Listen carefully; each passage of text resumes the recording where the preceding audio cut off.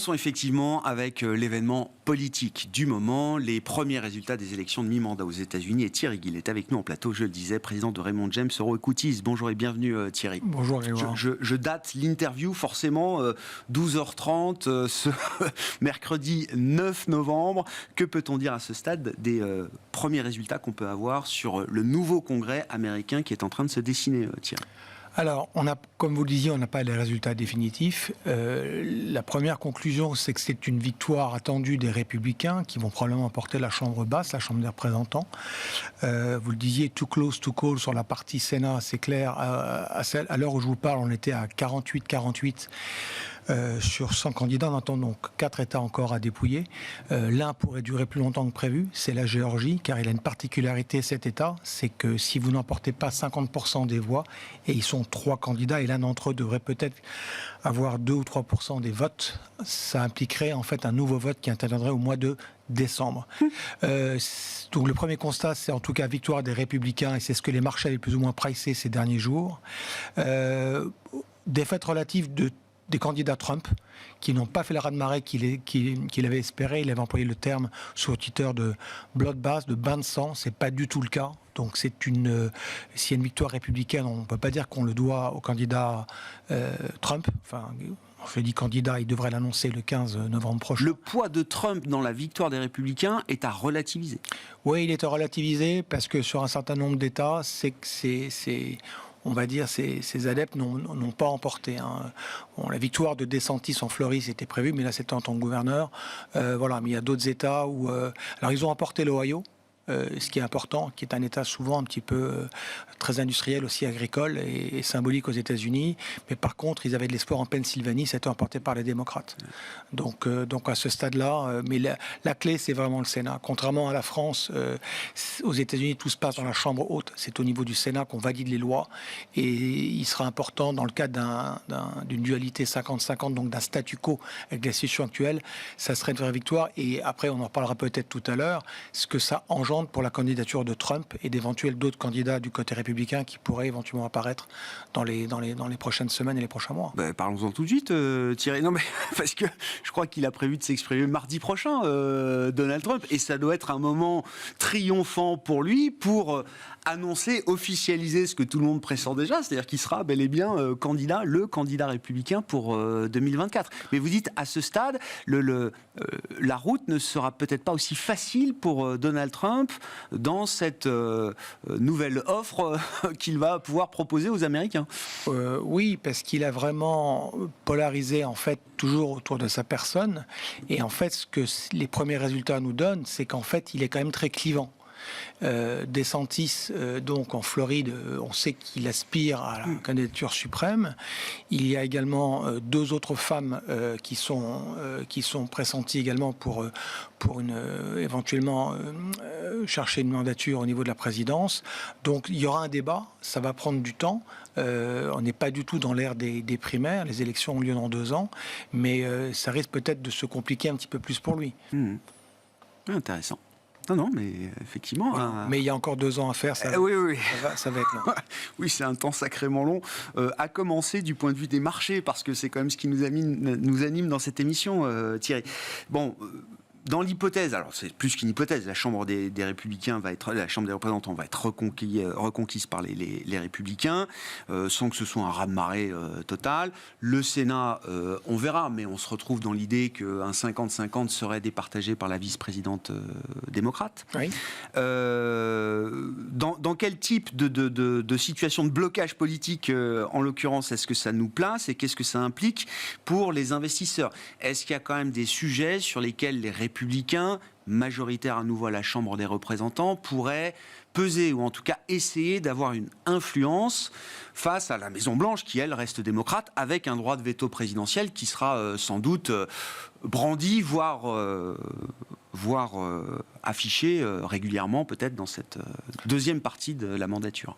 Alors, il y a des sujets très clairement, et la question est souvent revenue ces dernières semaines, qui m'a été posée, est-ce qu'il y aurait une remise en cause du plan de Biden, le fameux Inflation Reduction Act, le IRA, La réponse n'est pas si simple, elle est ni blanche ni noire, elle est probablement grise. Il y a des choses qui ont déjà été votées, c'est un plan qui a été voté au mois d'août, et il se mettra en place. Est-ce qu'il y aura éventuellement une version édulcorée du plan? C'est possible. En l'occurrence, on sait que sur le volet environnemental, c'était le plan qui avait été mis en avant par Biden, et c'était le plus ambitieux au monde, et on risque de voir des révisions dans certains budgets qui seraient alloués. À ce stade-là, c'est difficile de pouvoir dire qui sera le plus touché, l'éolien, le solaire ou l'électrique. Ça sera à voir. Les résultats, vraiment, c'est des éléments d'appréciation qu'on aura dans les semaines à venir.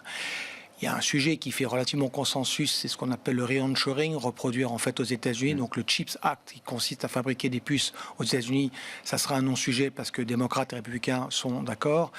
Les secteurs qui seraient peut-être sensibles éventuellement, c'est la santé, la générosité des démocrates qui est connue depuis à l'époque d'Hillary Clinton dans les années 90. Ça, Biden avait voulu finir le travail qui avait été fait à l'époque par Obama. Et en fait, on peut imaginer que du côté santé, là aussi, c'est un secteur qui risque un petit peu de souffrir. Voilà, sur l'aspect des valeurs financières, un des projets de loi de Biden, c'était en fait d'imposer des critères de fonds propres au niveau des petites banques américaines. Et on l'oublie souvent, mais il y a des milliers de banques aux États-Unis, il y en a des centaines qui sont cotées en bourse. Et là-dessus, peut-être que quelque chose sera revu. Il y aura plus de libéralisme. Mais globalement, ce que les gens voulaient en fait, c'est cette perception que s'il y a une présidence démocrate et qu'on met un congrès américain, qu'ils emportent une ou deux chambres, qu'importe, républicains, ça donne un peu l'idée qu'on va un petit peu contrôler les dépenses des démocrates. Et ça, c'était bien perçu par les marchés. Ça explique une partie du rallye qu'on a eu ces dernières semaines. C'est pour ça que les taux longs américains étaient revenus sur des niveaux de 4,10, 4,15 à peu près. Voilà. Et donc aujourd'hui, la question est de voir si, quand on aura les résultats finaux, si effectivement cette tendance va se poursuivre ou non. Que nous apprend l'histoire? Vous êtes venu avec un graphique, un tableau. Que nous apprend l'histoire en matière de performance de marché post-élection de mi-mandat aux États-Unis, Thierry? Si l'histoire est un guide, bien sûr. Ça monte. Ça monte. Ça monte, mais surtout, c'est que ça monte dans 100% des cas, ce qui est un peu troublant. Et c'est une discussion que j'ai eue avec un certain nombre. Quelle que soit la configuration qu'on retrouve. Si vous prenez, en fait, depuis la Seconde Guerre mondiale, vous avez eu 19 élections de mi-mandat, vous avez eu autant d'élections présidentielles. Dans 100% des cas, dans les 6 mois ou dans les 12 mois qui suivent l'élection de mi-mandat, la bourse monte. C'est vrai. Que vous ayez de l'inflation, pas d'inflation. Et vous imaginez bien que depuis cette époque, des cas de figure d'économie, de conflits, vous en avez eu beaucoup. Donc finalement, c'est quelque part, c'est un peu troublant parce qu'aujourd'hui, la question numéro 1 qu'on se pose tous, c'est l'inflation, c'est Powell, quel sera le taux pivot de la Fed.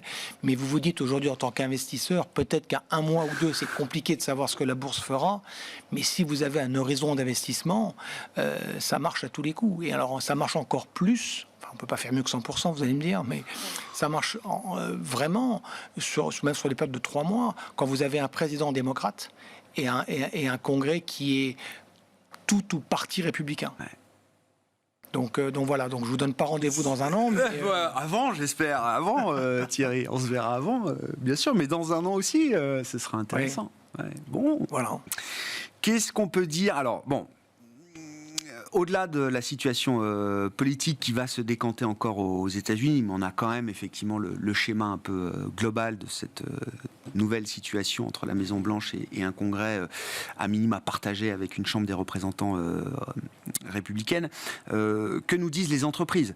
On attaque la dernière phase de la saison de publication de résultats. On a eu quand même les grands noms et les grands secteurs américains qui ont déjà publié. Qu'est-ce qu'on retient justement des résultats publiés, des guidances, des perspectives qui ont pu être offertes par les grandes entreprises et de la manière dont le marché a réagi aussi peut-être à ces surprises, qu'elles soient positives ou négatives? Conforme aux attentes, croissance des profits sur 12 mois glissants plus 2,2, décélération des profits trimestre sur trimestre à moins 2, avec une contribution que je qualifierais d'exceptionnelle du secteur de l'énergie. Si vous retirez ce secteur, en fait, on a une... Les Américains emploient le terme de earnings recession depuis maintenant plus de 6 mois. Donc ça, il n'y a pas de doute. Les guidance ont été prudentes et on l'a vu du côté du secteur de la tech, qui est un secteur qui est toujours très regardé. Le secteur de la technologie, il a dirété dans les 6 premiers mois de l'année. Et depuis l'été dernier, ce qu'on voit, c'est des profits qui ont plutôt tendance à être prudents. En l'occurrence, on a eu l'exemple ces dernières semaines sur la partie cloud des grands acteurs, que sont Google, que sont Amazon, que sont Microsoft. Et en particulier chez Amazon, la croissance avait pas mal décéléré. Et donc, il y a eu cette sanction un petit peu sur ce secteur.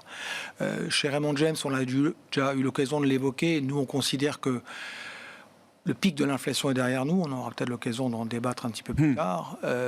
En tout cas aux États-Unis, en tout cas dans cette forme de plateau, et que dans le contexte qu'on maîtrise difficilement, c'est le rythme de décélération qu'on aura en 2023, et que ça privilégie plutôt une approche plus de stock picking que de directionnel, plutôt une approche value que croissance.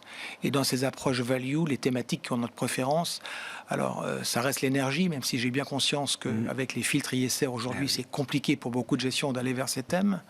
Le secteur des valeurs financières, mais je précise, pas les banques, je pense aux assureurs, qui est un thème qu'on aime beaucoup. Voilà, c'est un petit peu des thèmes qui pour nous, et le secteur industriel, qui ont nos préférences, ce qui est un peu étonnant d'ailleurs, parce que comme on devra avoir une récession, on verra si elle est forte ou pas en 2023. Ça reste malgré tout des secteurs qui sont pour l'instant bien orientés. Ouais.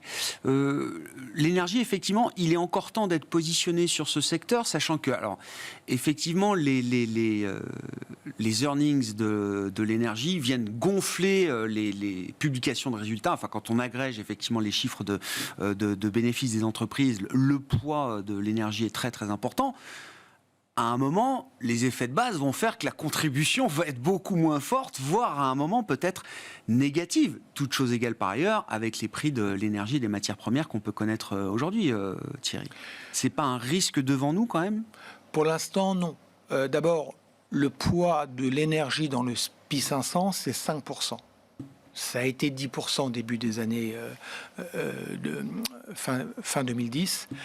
C'était tombé, souvenez-vous, quand le baril était passé négatif il y a 2 ans, oui, 2 ans et demi, oui. Environ entre 1,5%, donc ça remonte.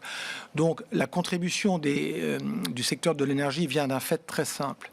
C'est qu'en fait, les acteurs de l'univers ont décidé de rewarder, de récompenser en quelque sorte leurs actionnaires, soit au travers ils génèrent beaucoup de cash, à $80, tous les acteurs gagnent de l'argent, mais plutôt que de le dépenser dans de nouveaux forages, ils le redistribuent, soit sous forme de rachat de titres, soit sous forme de dividendes spéciaux. Et aujourd'hui, et c'est bien un petit peu ce qui a beaucoup agacé Biden en faisant un appel du pied et en envisageant peut-être de mettre une taxe sur un certain nombre d'acteurs, mais qui ne passerait pas, en tout cas au niveau des congrès. Ça, tout le monde est relativement d'accord là-dessus.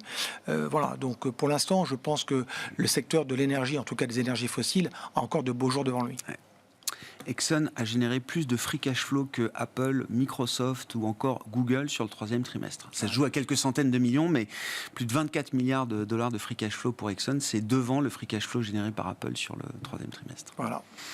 Signe des temps. Merci beaucoup Thierry. Thierry Gill, président de Raymond James Euro Equities avec nous en plateau dans cette édition de la mi-journée de Smart Bourse.